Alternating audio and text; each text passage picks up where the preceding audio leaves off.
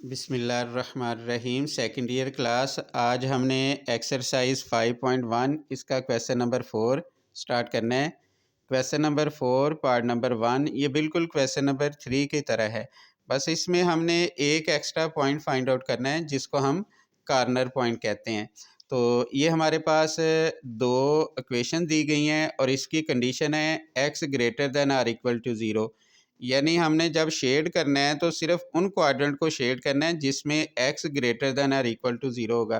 तो हमें पता है जी पहले और चौथे क्वाड्रेंट में x पॉजिटिव होता है, तो हमने सवाल के मुताबिक सिर्फ पहला और चौथा क्वाड्रेंट ही शेड करना है।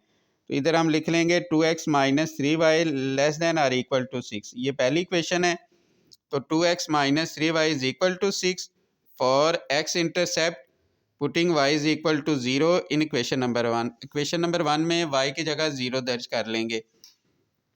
ये आ गया 2x is equal to 6, 2 multiply हो रहा है, इधर आकर डिवाइड हुआ, 6 को 2 पे डिवाइड करेंगे 3, तो पहला पॉइंट बन गया हमारे पास 3 0। फिर इसी तरह ये लिखा हुआ है for y intercept putting x is equal to 0 in equation number 1। तो जहाँ x है वहाँ 0 हम दर्ज कर देंगे।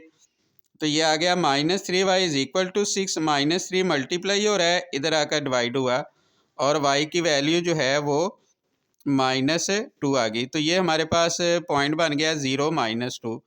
उसके बाद दूसरी जो इक्वेशन लिखी हुई है वो लिखी हुई है, इसमें आप पहले इसका शेड की डायरेक्शन फाइंड आउट कर लें। 2x minus 3y less than 6, हम x की जगह भी 0 और y की जगह भी 0 लगाएंगे, तो 0 लेस दैन 6 ये ट्रू स्टेटमेंट है। तो इसका मतलब है ये स्टेटमेंट ट्रू आई है, तो इसका जो शेड होगा वो बिकम टुवर्ड्स ओरिजिन बनेगा। फिर इसी तरह दूसरी कंडीशन को लिख लेंगे, इसकी इक्वेशन लिख लेते हैं 2x plus 3y is equal to 12। तो for x intercept putting y is equal to 0 in equation 2, जहाँ y है वहाँ हमने 0 लगा लिया।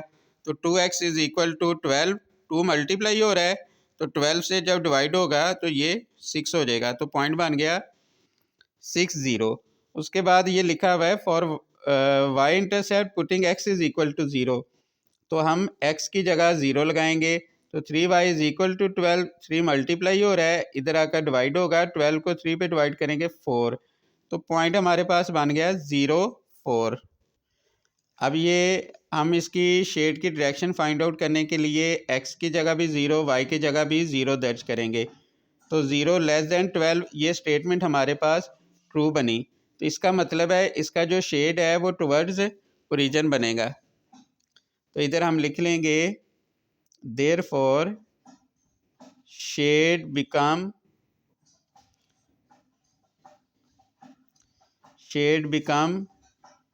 towards origin।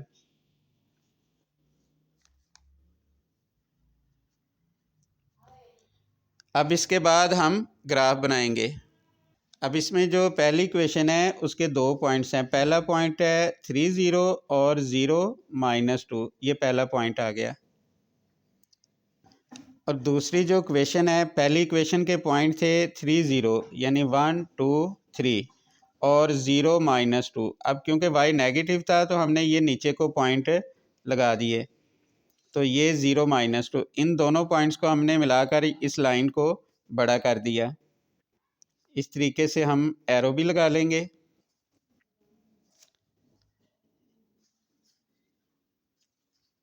इस तरफ हम एरोज लगा लेते हैं। फिर उसके बाद दूसरी इक्वेशन थी 6 0, उसका पहला पॉइंट 6 0 यानी 1 2 3 4 5 और ये 6, और उसके बाद अगला पॉइंट था 0 4, 1 2 3 4 यानी y 4 और x 0। हमने इन दोनों पॉइंट्स को मिला दिया। अब ये दोनों लाइंस आ गई, तो इसमें देखें कंडीशन लिखी हुई है x greater than or equal to 0। तो x कहाँ पॉजिटिव होता है, फर्स्ट और फोर्थ क्वाड्रेंट में। अब देखें एक लाइन ये है हमारे पास, दूसरी लाइन ये वाली है हमारे पास।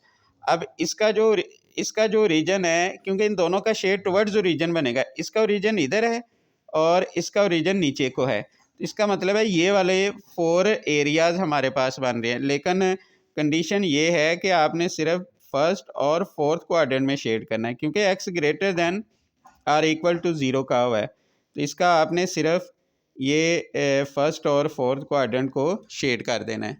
ये हमने शेड कर दिया। अब इसमें हमने कॉर्नर पॉइंट भी निकालने हैं, यानी जो शेड एरिया के कॉर्नर होते हैं वो कॉर्नर पॉइंट्स होंगे। एक कॉर्नर ये है, एक कॉर्नर ये है, एक कॉर्नर ये है। इस कॉर्नर के बारे में तो हमें पता है, ये है 0-2, और ये वाला जो कॉर्नर है ये है 0-4। अब उसके बाद ये मेन कॉर्नर है, इसके लिए हमें दोनों क्वेश्चंस को सॉल्व करना पड़ेगा। तो इधर हम लिखेंगे फॉर कॉर्नर, दोनों क्वेश्चंस हम लिख लेंगे। ये हमने इक्वेशन 1 और इक्वेशन 2 लिख ली। अब इसमें देखें कि इसके कोफिशिएंट सेम है। अब इसको हम प्लस भी कर सकते हैं, इसको हम माइनस भी कर सकते हैं। यानी अगर प्लस करेंगे तो y कट जाएगा, x का जवाब आ जाएगा, और अगर आप इसको सब्ट्रैक्ट करेंगे तो x कट जाएगा, y का जवाब आ जाएगा। अब सपोज इनके कोफिशिएंट सेम नहीं होते, यहाँ 3 लिखा होता है, यहाँ 4 लिखा होता है। फिर आपने क्या करना है, ये फर्स्ट इक्वेशन को 4 से मल्टीप्लाई कर देना और नीचे वाली इक्वेशन को 3 से। यानी ऊपर वाले x का जो कोफिशिएंट होगा वो नीचे मल्टीप्लाई होगा, नीचे वाले x का कोफिशिएंट ऊपर मल्टीप्लाई होगा। फिर इन दोनों के कोफिशिएंट सेम हो जाएंगे, फिर आप उनको सब्ट्रैक्ट कर लेंगे। तो अब हमें कोफिशिएंट सेम करने की ज़रूरत नहीं है, ये पहले ही कोफिशिएंट सेम है। तो इधर हम लिख लेंगे एडिंग इक्वेशन नंबर 1 एंड 2। तो हम 1 और 2 को ऐड कर लेंगे। 2x minus 3y is equal to 6, और फिर आ जाएगा 2x plus 3y is equal to 12। ये कट जाएगा, ये आ जाएगा 4x इज़ इक्वल टू 12 और 6 18। तो x is equal to 18, 4 multiply हो रहा है, इधर आके डिवाइड हो गया। 2 9 ज़ार 18 और 2 2 ज़ार 4, तो ये वैल्यू आ गई 9/2। तो इसका मतलब है ये x का जवाब आ गया 9/2। अब इसके साथ हम y की वैल्यू भी निकालेंगे, तो उसके लिए हम क्या करेंगे, x की वैल्यू 9/2 ये हमने क्वेश्चन नंबर 1 में दर्ज कर दी। तो ये 2 से 2 कटिएगा, 9 प्लस 6 है, इधर आकर -6, ये -3y है, इधर आकर +3y हुआ। तो 9 में 6 गया 3, 3 मल्टीप्लाई हो रहा है, इधर आकर डिवाइड हो जाएगा, तो 3 को 3 पे डिवाइड करेंगे 1। तो ये हमारा जो मेन कॉर्नर पॉइंट है ये बन गया 9/2 और 1। तो इधर हम लिख लेंगे कॉर्नर पॉइंट्स। कॉर्नर पॉइंट्स हमारे पास आगे जो मेजर है ये पहले लिख लें, ये वाला ये है 9/2 और 1, यानी ये आ गया 9/2 1। दूसरा कॉर्नर पॉइंट हमारे पास आया है 0-2,